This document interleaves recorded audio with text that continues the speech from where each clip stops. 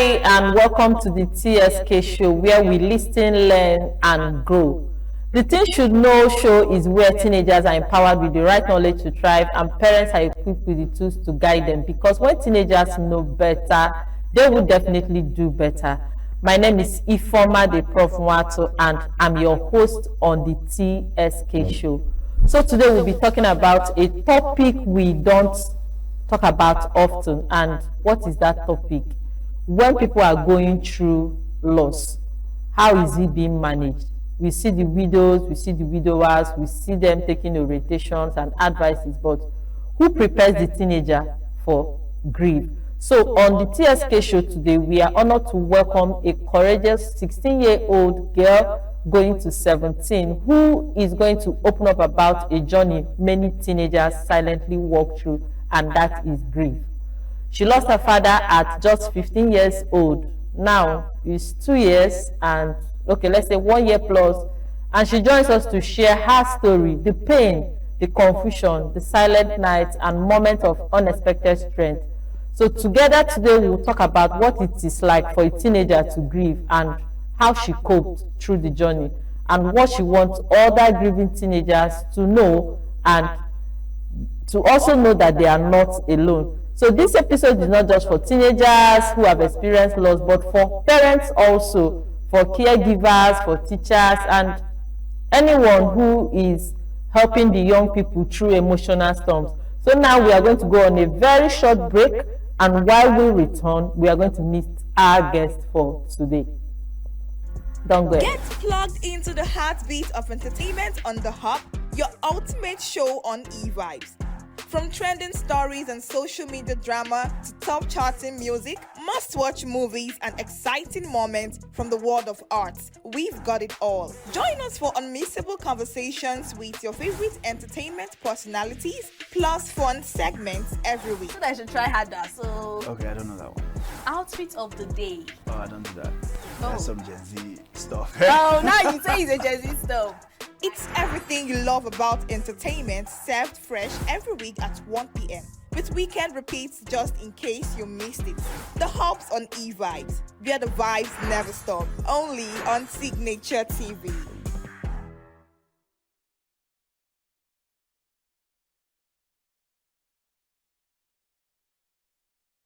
Back. And in the studio today is a young girl who is ready to take us on the journey of how she managed grief as a teenager. So today we have Marvelous Johnson. How are you, Marvelous? I'm very well. Welcome to the TSK show.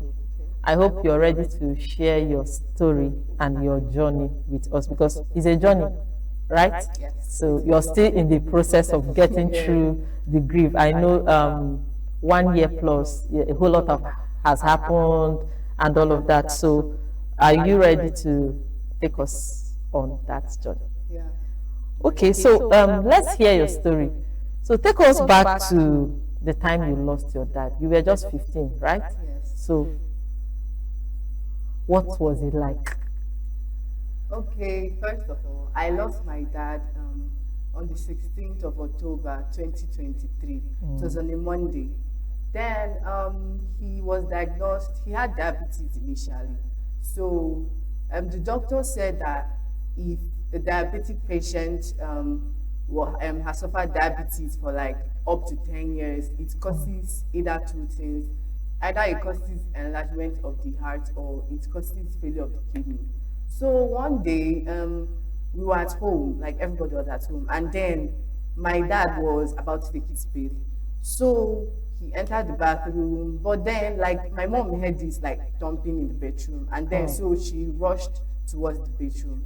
Then when she got to the bedroom, she saw that my dad was like falling down, like trying to, yeah, he was slumping. And so she's like, what's happening? What is happening? And then she's calling me, Marvelous, calling my sister, and she's like, come and help me. So we rushed and was like, what is happening? So we helped my dad, and then we take him to the sitting room. So sooner than later, they rushed him to the hospital. So in my mind, I'm like, what's going on? Like, Jesus, what's happening? Then they came back, we're expecting them. So they came back. Then as they returned, I was waiting for my dad to, like, get away from my dad so that I can ask like what was happening, what happened and all. So I called her. I'm like, Mommy, what happened? What did the doctor say? And then she's now like, oh, it's not, your dad is diabetic, so it's just normal diabetic stuff. And I'm like, but this kind of thing has never happened before. And then she's like, don't worry, just go to your siblings. So as I'm the firstborn, I'm the one that is taking care of my siblings, and so I go back to them. So later on, I find out that he was now diagnosed with enlargement of the heart. When I heard this, I was like, God, is it all this sickness I used to hear on television that's finally happening to somebody I know, like my dad?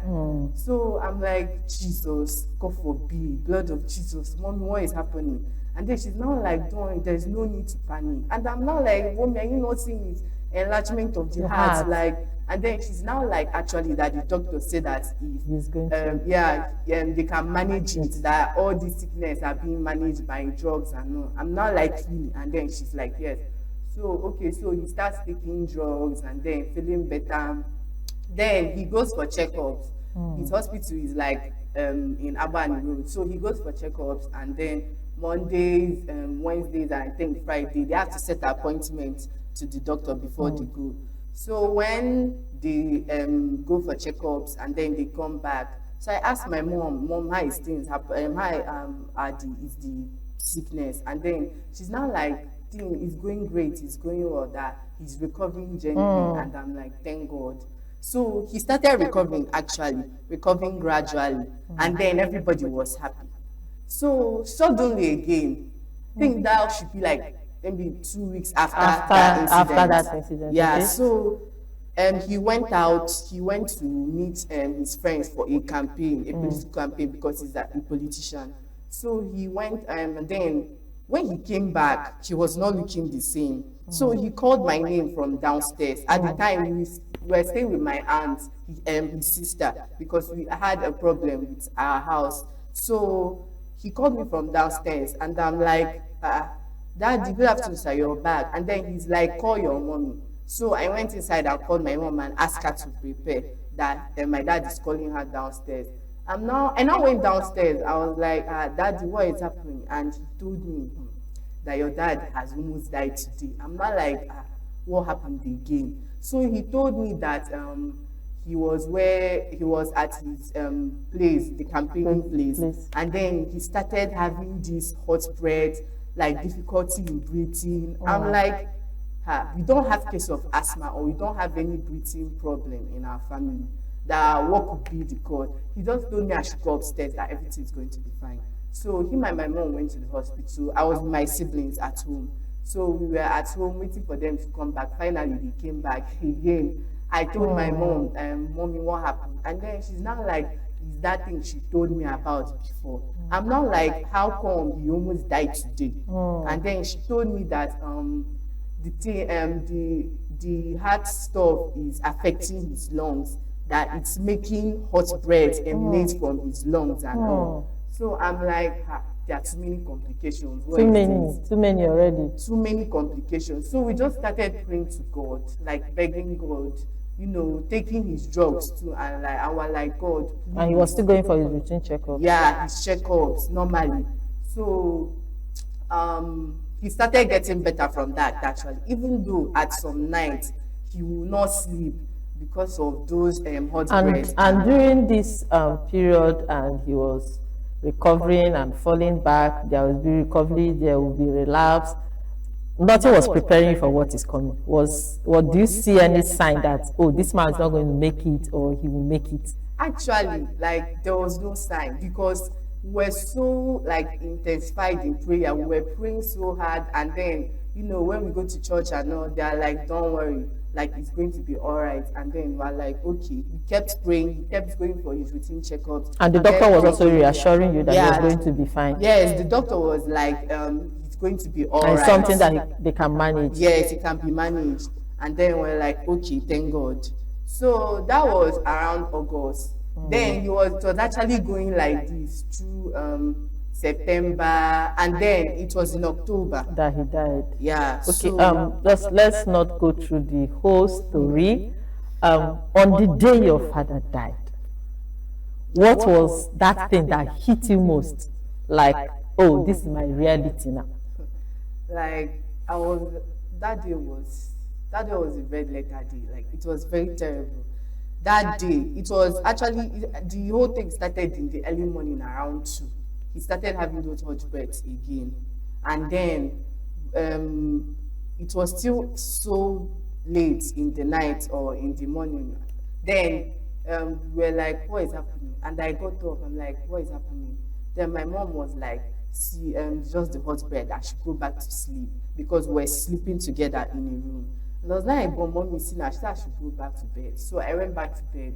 Then around 5, the thing was now too much. My mom was now panicking, crying. And I woke up because I'm the most sensitive child, like among my siblings. I'm the closest to my dad.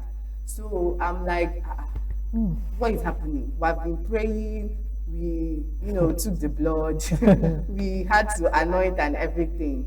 And then he's now like he matched poison. That is not just the heart stuff, that he also stepped on poison, that the whole thing is being activated. Like, there were just a lot of things.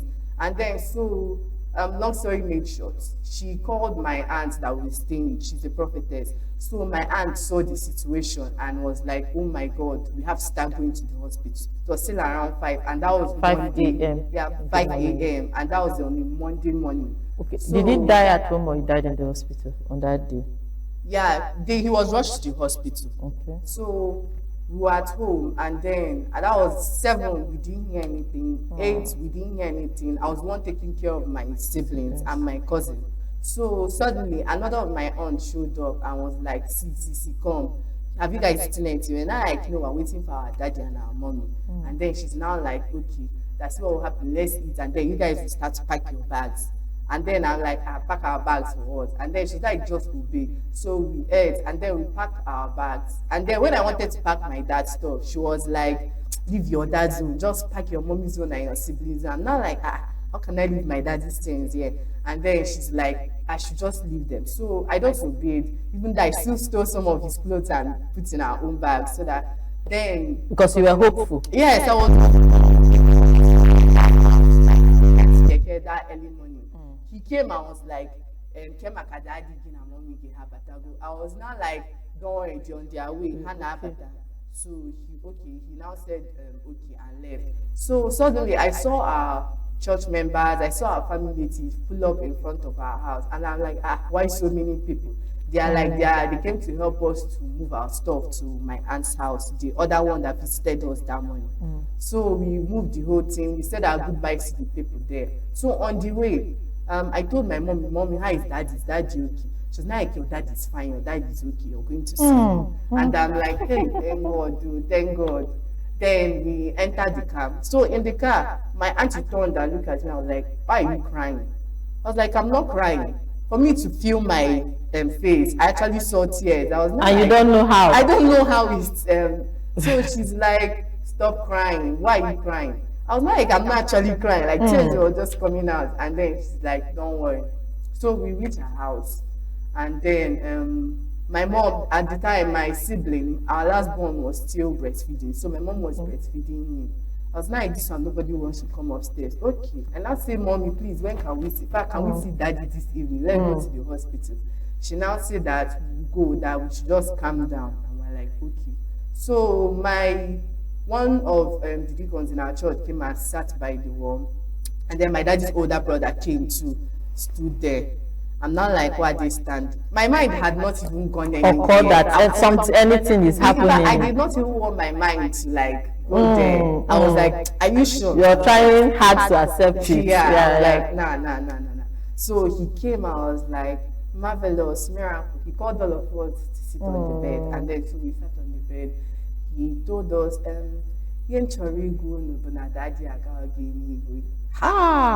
I was like, I was like, no. Is this happening? No. The thing, like, I don't know, it reminded me, I was like, no now. I don't even think to myself. I was like, is this a dream? It's not even happening. I was like, please, what did you see? At that time, my siblings had already started crying. And I'm like, hey, Jesus, no, no. For my dad, because he's always like, he will not leave us. If his friends call him to be like, IK, and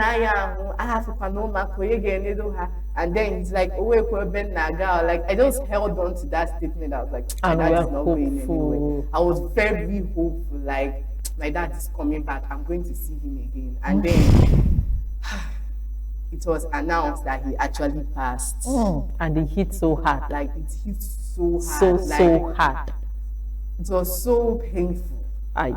Like, everybody started shedding tears. I can imagine. Like, my mom even started crying. I was even ready to run out and go to that hospital where my dad was. And then they're not like, why are you going? Come back here. You have not heard what. You felt like it's something you could change. Thank you, exactly. Like, I could change it. No, if he sees me, even though if he sees you, he must stand up from there. I was like, I understand it's actually hard to accept such reality. Now let's look at it. At the point the death was announced, at some point you accepted that, okay, this man is maybe 2 days, 3 days, you didn't see him, and you are like, okay, truly my dad is gone. But I know that after, during that period, people were coming to the house for condolence, because I lost my dad too, and I know that before the burial, people were always coming, even some were coming to sleep over and all of that. Now let's talk about what was life after the burial. Honestly, like, summarizing it, life was, it was something else. My life was no longer my life again. Like, it was so different. So like, a lot of things just changed so fast, and I'm like, what is happening? First of all, both financially, emotionally, academically, like, it was totally different. Even so, I even went to school the next day, and they were like, what are you doing in school? And I'm not like, I came to learn. They're like, I'm not supposed to be in school. What? Like, all of them were shouting at me. After the burial? Yeah, that was after the burial. And then they're like, what am I doing in school? That I don't know, I'm supposed to stay like 3 months or 4 months, every 6 months.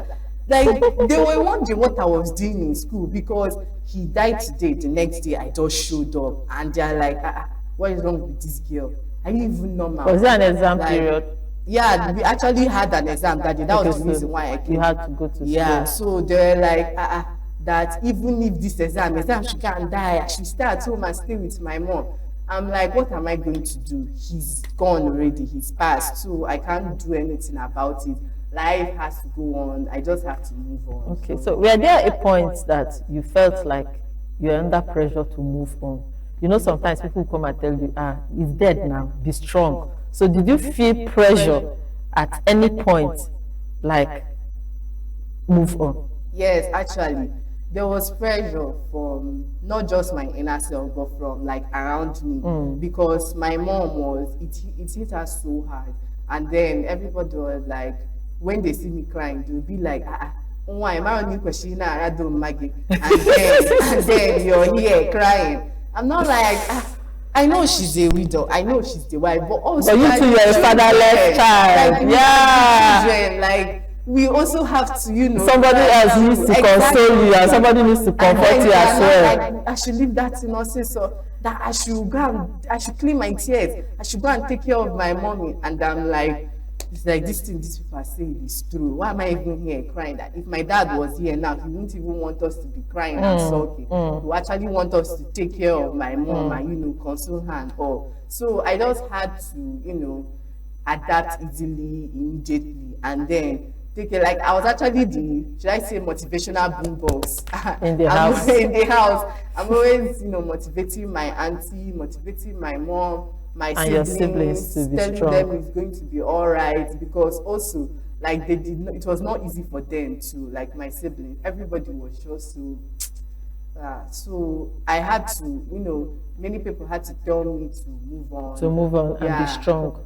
And be strong. So it's very, very, that period, that moment.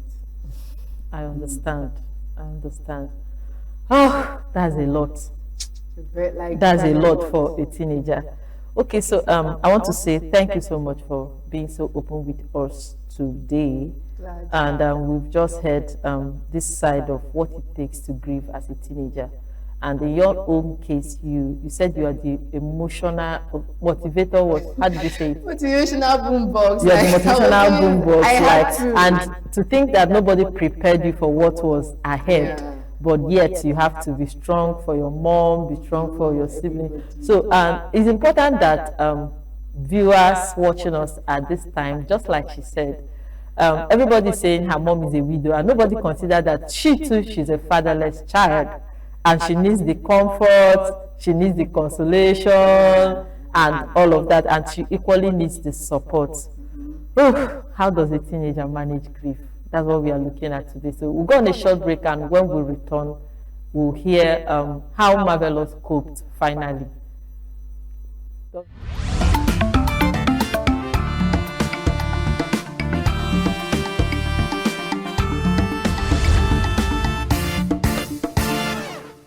Welcome back to the TSK show. This is where we listen, learn, and grow. And we have a young girl in the house sharing her journey and how she grieved as a teenager with us. It's actually it's very real and also touching. I felt emotional at some point about all she had to go through, all she witnessed as a teenager. And then we are going to continue in this conversation. So, Marvelous, I want to ask you, during this period, who was your greatest support? Because it seems you are the one supporting your mom. So who was supporting you? Or was there anything you were doing at this point? Maybe, some people, when they are grieving, they say, okay, do what makes you happy. Was it music? Was it journaling? Was it friends? Was it church activities? Or was there a mentor, a coach, or anybody? So where was the support coming from? Okay. Actually, thank you for that question. Then I just thank God, because first of all, I had my friends. Like, God blessed me with them, my two friends, Evidence and Munachi. So in school, whenever I, things got, kind of involving the father and all, and then I'm just like, then they are like, hey, don't be like that now. And then I'm like, what should I do now? For example, there was this form they once gave us to fill in school. And then they're now like, if your they're like, if your father is no longer alive, you indicate. And then I was like, is it me that is sticking this thing? So they now saw me, and then they saw, why I was. And then they're now like, I should, that is life. Like, it happens, and it happens to many people. I'm not the first person, and I'm definitely not the last person. Yeah, I believe there were lessons in all of this. Yeah. So if you're to advise another teenager now, you'll be able to advise the teenager. Of course. Okay, so let's assume that there's somebody watching us at this point now who is going through grief or who just experienced a loss. From your heart, what are you going to tell the person? Okay, first I would say that it is hard. Like, it is very hard. So what you have to do, the first step to managing the grief and all is accepting that it has happened. Yeah, it has happened. It cannot living in your reality. Thank you. You have to balance it with reality. So you have to accept it has happened, and it cannot be changed. Because I'll not lie, at a point I prayed like, God, please let it be like Lazarus' own now. After 4 days. And let it be like you're dreaming. Like you wake up and it was all in the dream world. But guys, like, you have, like, this is reality. You have to accept it. So what I'm going to tell you, first of all, you have to, stay with the scriptures. You have to marry your Bible. I actually got closer with God, like in all these things. So one day reading the Bible, I came across this Bible verse, Romans 8:28, say, for all things work together for good for those who love God. Like, I just held on to it. It became my favorite verse. So what am I saying? I'm saying that how to manage this whole thing, you have to accept, you have to, grow closer to God. You not be like, because I prayed, for this thing, I prayed. You not be like, God did not answer me. Let me just leave it and just find other things that will make me happy. You have to stay closer to God. You have to accept. You have to involve yourself in things that will make you happy. Don't go and sit in one corner Isolation. and then start sulking and start crying. It actually like drains one, like health-wise. So you just have to accept it. So I came up with these 3 Bs in mind. So the 3 things that you have to be strong, you have to be normal, and you have to be happy. You have to be strong, you have to be normal, Yes, and you have to be happy. Oh, wonderful. Today is a reminder that grief is a process and grief is a journey. We've heard Marvelous share her story with us. It's something you learn to live with. Is something, is not automatic. You know, some people will expect you to be strong overnight. No, it doesn't work. It doesn't actually work that way. So we want to say a very big thank you, Marvelous, for opening up and sharing your story with us on the show today. And if you're watching us and today's episode spoke to you, whether you're a teen or you're a parent, just know that you'll be fine. Definitely. Yes, you'll be fine. So share this conversation with someone who needs it. And if you're a teenager with your own story about anything, it must not be grief, please send a message to me on my social media handles. My name is Ifoma the Prof Wato on Facebook and on Instagram. I would love to hear from you because your voice matters. I'm your teen coach and I'm also your host on the TSK show. I'm always here to help you thrive. So let me remind you again that this is the TSK show and knowledge is power. You have been empowered with the right knowledge to thrive. Marvelous said you need to be strong, you need to be normal, and you need to be happy to get over grief. So I want to tell you today, keep learning, keep growing, and keep showing up for yourself. So catch you next week, same time on the TSK show. Thank you for watching. Always try.